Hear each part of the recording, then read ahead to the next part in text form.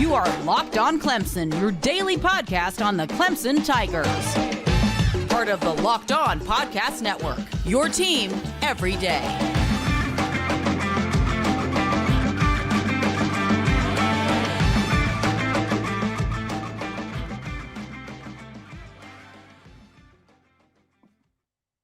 What's up, Clemson family? What's up, everybody? Thank y'all for tapping in with me as we go live to react to the overtime loss of Florida State. You already know what to do. If you're watching this on YouTube, hit the subscribe button, like the video for the algorithm, hop into the chat, let me know what's up. We're going to talk about it all. We're going to get into it, right? Also, hit the bell notification on YouTube so you're notified anytime we drop content on the channel. So, looks like I already got a couple comments popping in. Tough loss, guys. What's up, brother? Horrible play calling. We're going to get into it. Cyrus, 3rd and 1, screen. Why? That's the question, right? And the thumbnail for this is simple. Dabo, why? Why, Dabo? You know what I mean? Like that's the question. I hope that the media that's there post game, I hope they ask the necessary questions. Like, don't softball this. Ask the necessary questions. And I saw a comment here, and you say that the D White, what's up, brother? The screen was an option by the QB. So let's get into that.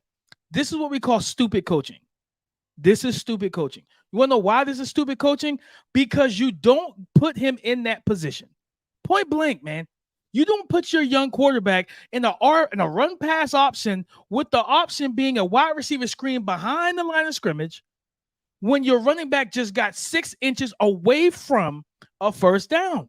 I'm not putting that on Cade, right? First of all, let's backtrack. Let's backtrack, right? Hyped up Robert Gunn all off season. He's kicking 70 and all these other type of things, right?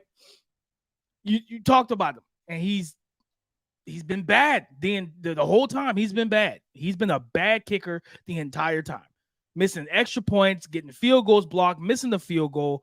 Like, so that then you bring a guy who hasn't kicked a football since what, April, they said? So he hasn't kicked the football since April. And you decide to let that be your kicker in this type of game. Now, don't get me wrong. My man did a good job. He hit a 30-yarder earlier. He hit the extra points and everything. And then you chip shot, you completely shank a 29-yard field goal. So as much as Florida State won this game in overtime, Clemson lost it in regulation. Not only that, you go back to the stupid decision. 3rd and 19. You get them backed up 3rd and 19 inside their own, 10, 15-yard line. And I remember the play because Nate Wiggins looked to the sidelines like, what are we doing? Because you call a timeout. You call it this 3rd and 19. I think it's 3rd 16, 3rd and 19. There's no reason to call a timeout. So, okay, you burn a timeout. All right, fine. You know what I mean? Then it was so crazy. It was literally like I was watching a movie, the Dumb and Dumber movie. It was like Mike Novell deciding to go when you're inside. You're like 5-6 yards away from kicking from being in field goal range for your kicker, and you take deep shots or whatever the case may be for majority of those throws. And then you just give Clemson the ball right back, right? Instead of trying to get the first down or whatever the case may be. Then Clemson goes, well, we don't have any timeouts. Then you get a good run by Will Shipley. I always talk about this, guys. I always talk about this. Preparation plus opportunity can equal success. And in the late games, the one thing you have to do, you have to practice. The one thing you have to work on is late game preparation for those moments. Even after the Will Shipley run at the end of the 4th quarter, nobody was ready to get back on the ball, to spike the ball with a couple seconds left, maybe try to get a pass thrown to the end zone. Maybe you get OPI, maybe you get a Russell Wilson prayer from God where it bounces off 3 people and your receiver catches it in the end zone. You at least give yourself a chance to win in regulation, because going into overtime is always risky. So burning timeouts when you didn't need to hurt you. Like it's like that game, for the most part of that game, guys, it was good. It was good by Clemson. The run game started to get going. The defense, they started off well, then they had some issues, right? Giving up, they're playing a lot more zone. And then listen, let me tell y'all something, man. And I think I've said this before. Nate Wiggins, I'm an NFL draft analyst as well. For those, Clemson fans who tap in that don't know, I do NFL draft as well. I get paid to do that with the Draft Network. People will need to know about that. I hope that he's okay. I hope that he's not nothing season ending or anything like that. He was locked down, right? He was locked down. When didn't matter if it was Johnny Wilson, Keon Coleman, none of those guys had success against him on the deep balls, those 50-50 balls. It was the same thing. It was deja vu to last year when Johnny Wilson got locked up by Nate Wiggins.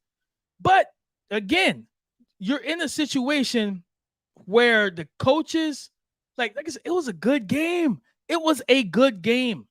A lot of things was working. And Cade looked good for the most part. I gotta get the young mistakes were there, right? He was he was holding on to the ball. I think the fumble. I'm not blaming Cade for that, and I do believe what they talked about it on the broadcast. That's a scanning thing by Maffa. Like Maffa stopped scanning for the pass protection, the line of scrimmage, and then release for his route. You got to scan the entire thing, man. You can't just cheat that thing and then go out, because then, they sent one blitzer that you could obviously see. But that's what we talk about, eye candy, even with offenses. When you run pre-snap motion and things, it's called eye candy. Eye candy. So, boom, defense will give you eye candy. They say, well, we're going to blitz the linebacker that you can see. Then we also going to blitz a guy that's in your peripheral, but you got to look over there. And Maffa didn't look over there. He left Cade. Cade was trying to get the ball out finally, took the hit, and it just, the rest is history. But, guys, that run, that decision to throw a screen on, like, what was that, 3rd and 1? To throw a screen, like, I've never seen, like, it just didn't make sense. It was one of the dumbest calls I've seen. And I got to say this, Garrett Riley frustrated me a lot in this game, because it felt like a kid playing Madden, where he knows that one play, like my go-to play works, and he kept going back to it.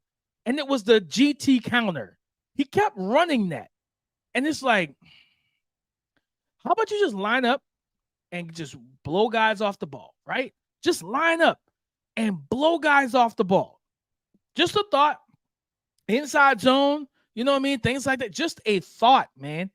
Like, but the play calling, overall was pretty good. Getting Will Shipley on the option routes, the Texas routes, being able to work the defenders and everything. We saw Will Shipley at his hole in terms of being able to run the ball, pass the ball. Like, this offense was moving.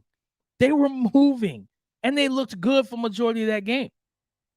But guys, third and 1?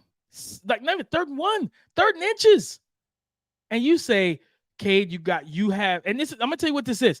This is where you get greedy. This is getting greedy, guys. Dabo and Garrett Riley, they got greedy. They got greedy because they was like, well, no, what we could do is give a run pass option. If they block well on the outside, it springs our receiver. Now we score. No, just get the first down. Just get the first down. Right? Just get the first down. It didn't make sense to do that. So Dabo, for me, this loss is a big reflection on him. A big reflection. Poor time management. Poor management in terms of the feel and awareness. Play calling. Garrett Riley, get it together, man. Get it together. Like, at the end of the day, you came into this game, and I said it. You came into the game really with no pressure, because the true pressure was on Florida State to not lose to an unranked Clemson team, right? This is a team that's been deemed as now the kings of the ACC that should be in the college football playoffs, right? They beat LSU. Now they've beaten Clemson. They beat some, they barely survived Boston College. Like, let's go back to, I think it was the first drive in the red zone. It was maybe 3rd and, I don't know, like 8 inside the 20, I think it was. It was that first field goal my man hit. Garrett Riley calls a QB draw. For what? Like, what? Do you think you got Lamar Jackson sitting back there? Is that Anthony Richardson and Jalen Hurts? No. As athletic as Cade Klubnik is, he is not physically built for that power game either. So the simplicity, the mental errors from the coaching staff lost this game. Point blank, period. The mental errors of the coaching staff lost this game. Shout out, like I said, good game by Florida State, right? Keon Coleman taking advantage of a young corner. Because I guarantee you, if that was Nate Wiggins, that was not happening. Just a fact. They couldn't complete no Nate all game. All right. This is, I don't know. The Duke loss, I put that loss on the players. This loss, oh no, that's on Dabo and Garrett all day. That's on Dabo and Garrett. And then Wes, in the end, like in the end, in overtime, and not even overtime, but go back to that final drive in regulation by Florida State. That deep ball to Johnny Wilson. I saw cover 0. You showed your hand with the safety so close to the line of scrimmage. And as I'm watching the game, and I'm taking on my and I'm getting stuff ready for this, and I sat there. Nate wasn't holding all game. Stop the cap. Stop the cap. Stop the cap. You know what I mean? Because what's funny is these receivers weren't really separating; they were pushing off. So there's a rule. It's not a rule. It's unwritten type thing, but refs will let it go if the receivers are physical, and they'll let the DBs be physical too. It's called you push, I pull. So you can go ahead and miss me with the he was holding crap. You can go ahead and miss me with that. But again, you couldn't so he was holding every single time that they couldn't complete the pass on him. Every single time he went up and played through the hands and competed at the catch point that was holding. Stop it. And I'll have the all 22 in the morning, so I'll see it. You know what I mean? I have the all 22 in the morning. By tomorrow afternoon, whatever, I'll watch it and come back on Monday or Tuesday and tell you guys what I saw. But again, at the end of the day, it's just a simple fact of the matter is these things by the coaching staff, it's got to be fixed, man. On that play, going back to that last drive, you show cover 0, your safeties are down by the line of scrimmage, and you think it's a good idea to do that with a young corner, a sophomore corner against Johnny Wilson, who is 6'7", 235 pounds. That's what we do. Johnny Wilson, nice little shuffle step, call a run and release, ran him off the spot, beat him vertically, right? Made an outstanding catch. But you know what would have helped that? Having a single high safety. That would have deterred Jordan Travis from throwing that pass. So I couldn't, on the Keon Coleman touchdown in overtime, I couldn't see everything because of the camera angle. But I'm pretty sure, I don't know if where the safety was, but why not? For me, I'm too high in this thing. The defensive line was so good in this game. Rook, Tyler Davis, Peyton Page, Peter Woods, Xavier Thomas, Justin Maskell, all those guys were great. Barrett Carter, they kept trying him in coverage. No avail, right? Jeremiah Trotter looked good for the most part. He did have some issues with tackling, and stuff like that, and not being able to catch up to a player that stacked him in the passing game or got to the outside and got leverage. But just play too high and make them run it. They couldn't. They struggled running the ball all game. And the only way that they could get to running the ball is when they went out to that kind of fluky stack spread where you got 3 receivers stacked, 2 receivers stacked, and everybody's at the line of scrimmage. And then now you pull in safeties and stuff like that. And they got beat on a run play like that earlier on they ran GT counter and got a big play off of it. Then Wes Goodwin, the DC, countered by coming back with bringing Makuba as half man. He's playing half to the receiver formation, half to the actual line of scrimmage, and that allowed him to play both sides, right? So it's the coaching staff lost this, guys. Like I said, man, Florida State, I told you guys in the offseason, Florida State they're freaking good, man. They're a tough, well-coached team. But Clemson, again, shot themselves in the foot. I don't know what it is with this Plexico Burris type of mentality, right? Instead of dancing in the club and celebrating and being happy, you rather pull out a gun and shoot your own self. I don't know what that's about. All right. It's obsessive at this point, and I don't like it. right? It was a clean game for a good portion from the players. Like I said, that fumble that swung the game, right? But coaching wise, you got to be better, bro. You got to be better. Like you got to be better, and that's that's it, guys. Like you got to be better. It was a good game, hard fought game. The players left it all out there, but to run that play on 3rd and 1, then you lose yards, so it's like what 4th and 2, and then to go to what looks like a RPO with the glance slant backside, and the timing was not there. What you know what I'm saying? Like, no.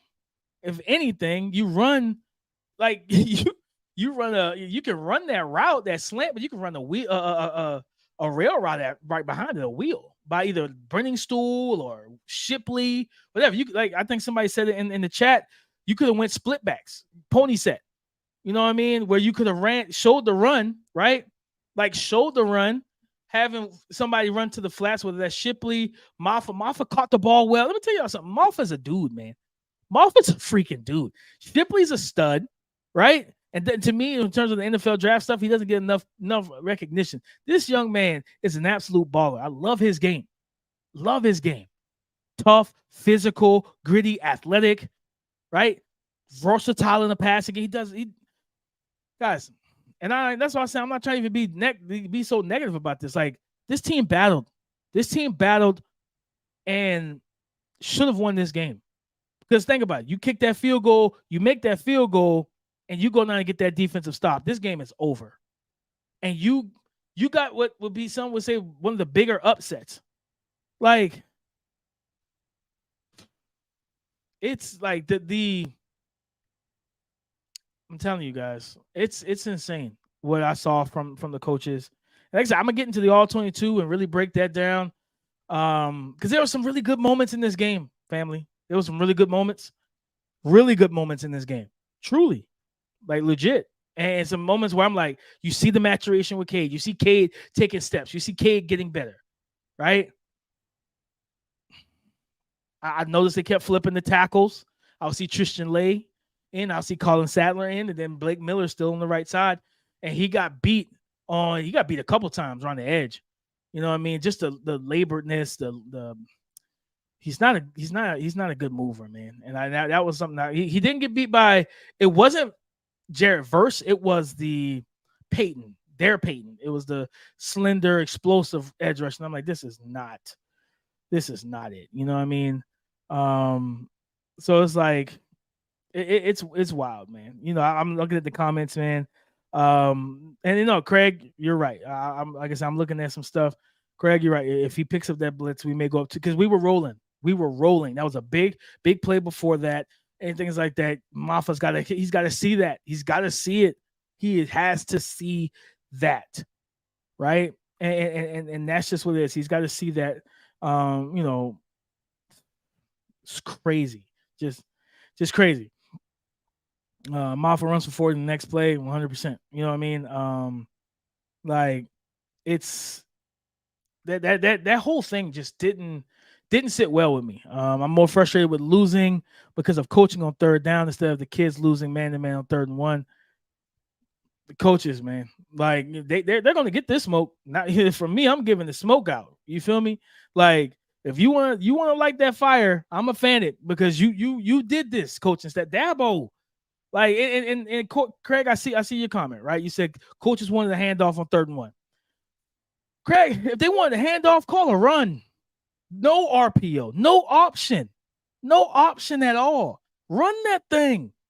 I think Shipley could have got that, but absolutely, Maffa's 6'1", 230. At the end of the day, you run that up the gut. No pulling, nothing. You just play power football, right? And you run it. Simple, man. And I give Cade so much credit, because his actual top receiver, Antonio Williams, was not in this game. But I'm going to tell y'all something. Troy Stellato, play him more. I want to see more of that. I want to see more Troy Stellato, because he came in and it was like effortless. It was seamless for him. winning on slants, winning on end breakers, being tough, being physical. That's what you needed to see. That's what I wanted to see, man. You know what I'm saying? Eric, I see. Appreciate y'all tapping in. Like I said, remember, guys, like this video and everything. And if you're not subscribed to the channel, go ahead and subscribe and hit the bell notification. Let's keep going.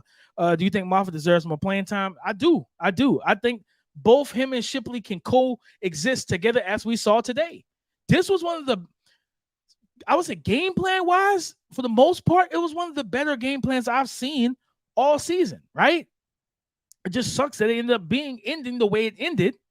Right, but the game plan and the design of things, getting Brennan Stool open shots, and like just these guys can coexist on the field at the same time, right? You know what I'm saying? It just depends on the down and distance and the situation. If you need more actual wide receivers on the field, of course you don't run pony set.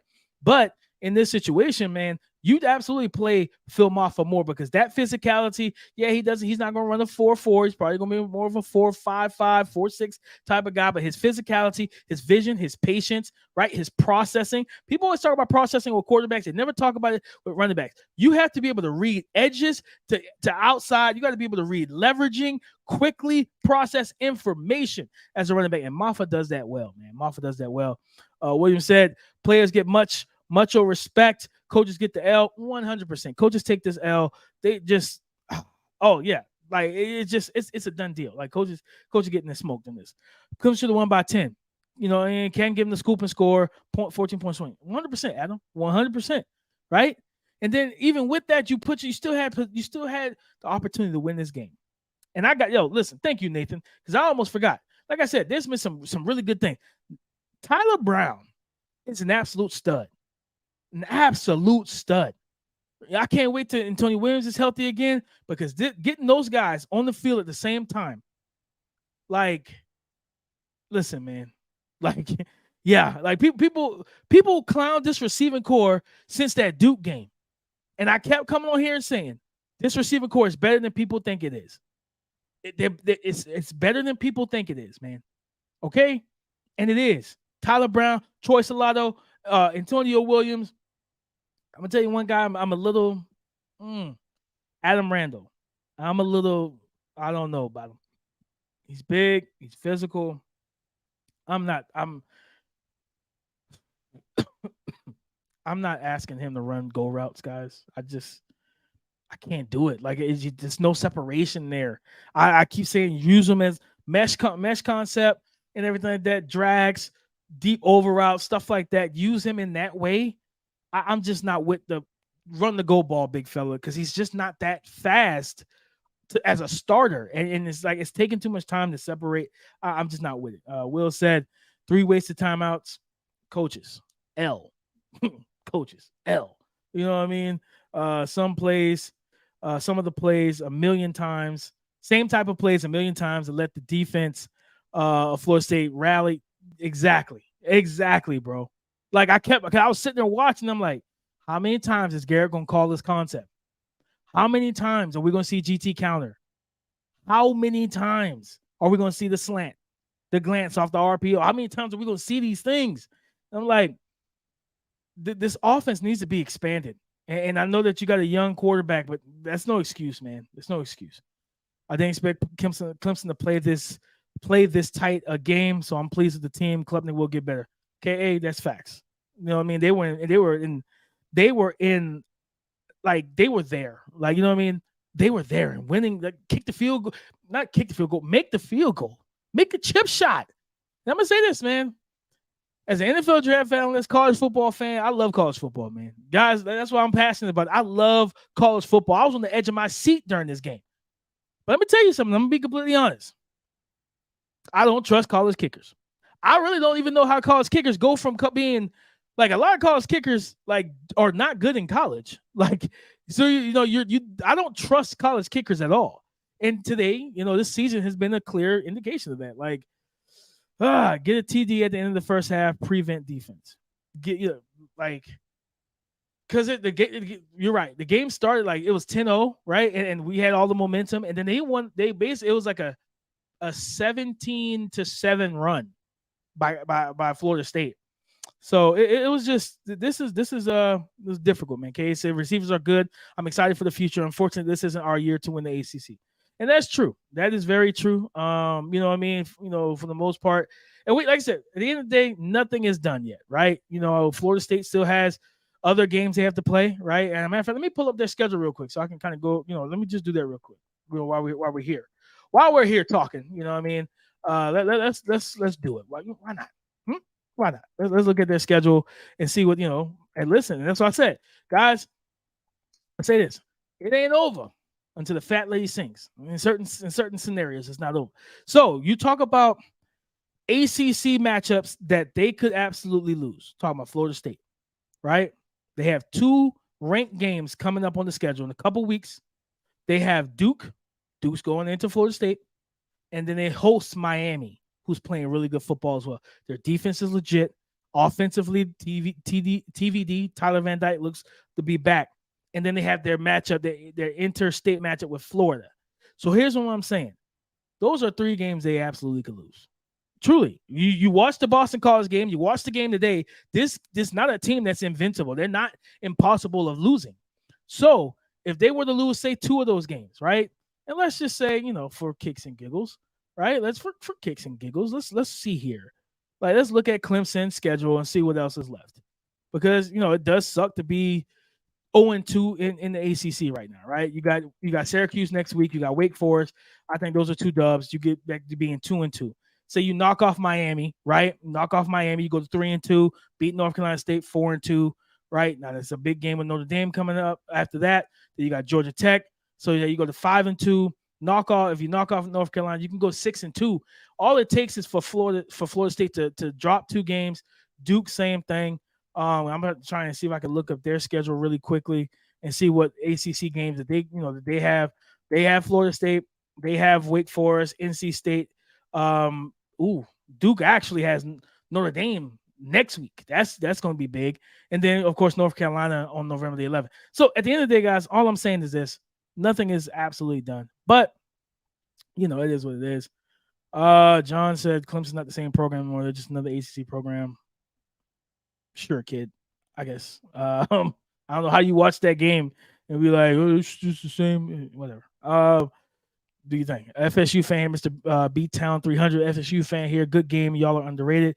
We're overrated. Your players were amazing, as were ours, but there were coaching and play calls by both coaching staff. There were 100% that your Florida State's last driving regulation. You just need a field goal to win this game, and the deep shots forfeiting 10 instead of trying to get the first down and just kick the field goal in the game of regulation. They take Jordan Travis, and I said this, Jordan Travis will give you opportunities to make plays on the football, right? He will throw up those prayers, and my big receivers are down there somewhere, and that's fine. You could do that. But I'm just saying, like, he will give you those opportunities, and that's why I do feel like this is a team that could absolutely lose the games I talked about to Duke. You know what I mean? I feel like they can lose to Duke. I feel like they can lose to Miami, you know, and did I say that they had what's the name of the team? North Carolina on the schedule as well. Was that it? Let me just look again.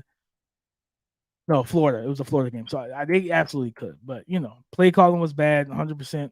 Same formula. You know, it's just, guys, at the end of the day, it was rough. It was rough.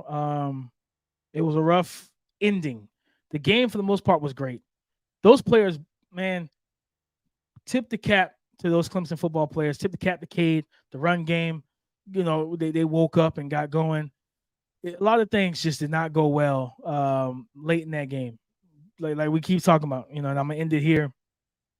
Bad play calling, horrible decision-making by Dabo and Garrett Riley. The need to even tell Cade you have a run-pass option here. What? Okay, say you don't get the full 6 inches. Say you get 4 inches on 3rd and 1. All right, you run 4 for 1. You run it right back up the gut. It's sometimes, I'm going to tell you guys, man, sometimes coaches make football a lot harder than it needs to be. Listen, if anybody that has played spades, and I'm going to say this as a black man, if you ever play spades with black people, there's a lot of trash talk. If you ever heard this phrase, If you think long, you think wrong, right? That's what you get into the head of your opponents. When somebody's trying to figure out, I want to cut this diamond that my partner just threw out, or I'll play this club, whatever. Like, you think long, you think wrong, right? And when you sit there and think it's hard, and you just make things more complicated. Make things more complicated. You overshot your hand. How many books you got? How many books you betting? I got 5 in the possible, and you only got 2. Like, you know what I'm saying? You overbet, and that's what Dabo and his coaching staff did. They overbet, man, and that was the thing that really made me mad, Nathan. You know what I'm saying? Nathan said they played to win. Exactly. They played for the field goal. That was the last point I wanted to make. They played for the field goal. You watch any football game, when the offense tampers down their intensity and their urgency, and they just let the clock roll. Let the clock roll. We're going to get 3 yards here, 2 yards here. We're content taking the 30-yard field goal. When you start doing stuff like that, 9 times out of 10, you lose the game. What did Herm Edwards say back in, the 90s? You play to win the game. I don't know what they were thinking in that situation, man, but it is what it is. You always one play from winning and losing. It's hard to win. Like they say, it's a game of inches. SC country, facts. Facts, brother. Facts. Sis, I don't know. Just saying. Facts to whoever's behind that account. You absolutely play to win the game, and it's a game of inches. And we coaching staff just didn't trust that we can get those inches on that specific play. So, good game. Not again, good game. Go Noles. You guys did your thing, man. You know what I'm saying? So good game to y'all. But guys, that's it. That's the live stream. I'm gonna go. I got a mock draft to do for the Draft Network, and I'm gonna watch to see what Dion and Colorado and Oregon and all those guys. Like I said, I'm a college football fan, so I'm gonna tap into more college football. If you are new here, I don't care if you're a Florida State fan, you're a Bama fan, you're a Clemson fan, you're a Georgia fan. If you like college football content, you like somebody's gonna give you raw, real takes and not some fluffed up stuff, man. Tap in to this channel. Like I said, like this video on YouTube. All right, for the algorithm. Subscribe to the channel. Okay, hit the bell notification. Audio podcast, same thing. Apple, Spotify, Locked On, Clemson. Go subscribe, hit automatic downloads. I love you guys. I appreciate y'all for tapping in with me. Listen, good game, Florida State, and to the coaches there and to the players there. They did their thing. We just came out on the wrong side of it, guys. But hey, it is what it is. You live to play another day. We got another game next week, and I'll bring up that Syracuse preview. But the first 2 days of this week on the podcast, I'm going to break down this game a little bit more in depth as I watch the tape and tell you guys exactly some of the things that went well. I want to get into the good things as well, guys. I don't want you to think about just the negative. We did some really good things in this game. I'm going to tell you guys how Cade has grown, so forth and so on. So we're going to get into all that, guys. But as of right now, for Locked On Clemson, I'm your boy, Damian Parson. Follow me on Twitter at DP_NFL. We out, guys.